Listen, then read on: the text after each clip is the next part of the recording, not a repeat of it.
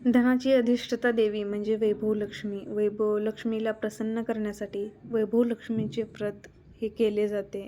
ते अधिक फलदायी ठरते. असं म्हणतात की घरामध्ये वैभव लक्ष्मीचं व्रत केलं जातं त्या घरामध्ये धन आणि संपत्ती कायमची वास करत असते आणि घर धनधान्यानं भरून जातं.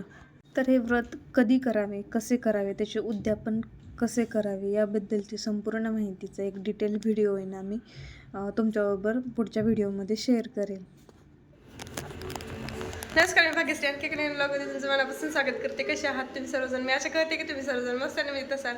तर आज शुक्रवार आहे, तर आज सकाळीच पूजा मांडलेली आहे. मी संध्याकाळी मांडलेली नाही, कारण संध्याकाळी एखाद्या वेळेस मी बाहेर जाऊ शकतो आणि हॉस्पिटलमध्ये जायचे. आणि दुसरं पण एक कारण आहे की आपला जो मासिक धर्म असतो त्याचं पण आज दिवस आहे, तर म्हटलं लवकरच पूजा करून घ्यावी, म्हणजे काय अडथळे यायला नको आपल्या पूजेमध्ये. तर आज पूजा तर करून झाली, तर छान असं प्रसादामध्ये आहे ना मी खीर केलेली आहे आणि इकडच्या साईडला पुरीसाठी पीठ म्हणून ठेवलं होतं. पुऱ्या करायच्यात आणि बटाट्याची भाजीसाठी बटाटे उकडून घ्यायचे.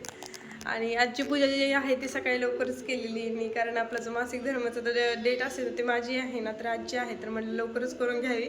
आणि हॉस्पिटलमध्ये पण जायचं आहे, बघू तुमच्याबरोबर शेअरच करणार आहे पुढं जर गेलं तर चला आधी स्वयंपाक करून घेते. तर आता आम्ही इथं चाललेले हॉस्पिटलमध्ये, तर तिथे ना खूप गर्दी होती, त्याच्यामुळे थोडासा व्हिडिओ शूट केला तिथला आणि जाताना येतानाच व्हिडिओ शूट केलेला आहे. दवाखान्यात चाललाय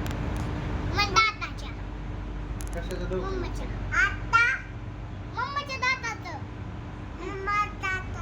हां, कुठे चालला मग? हॉस्पिटलला चालला?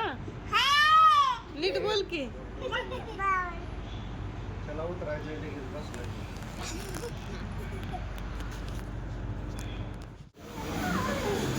हर्षू तर आयुष्यमान कार्डावरती करायचं होतं माझं, तर आम्ही कॅम्पमध्ये गेलो होतो फौजींच्या, तर तिथून परमिशन वगैरे घेतली. त्यानंतर हॉस्पिटलला गेलो, तिथूनंतर रिटर्न आलो आणि आता घरी चाललेलो आहेत. तो दाढ काढायला नंतर बोलवलेला आहे मला, तर बघू आता कसं होते काय. मला भीती तर खूप वाटते दाढ काढायची म्हणल्यानंतर, आणि दुखत पण होती, पण आता अँटीबायोटिकने राहिलेली आहे. पण आता डॉक्टरांनी बोलवले काढण्यासाठी. बघू आता पुढे काय होते, तुमच्याबरोबर शेअर करेलच.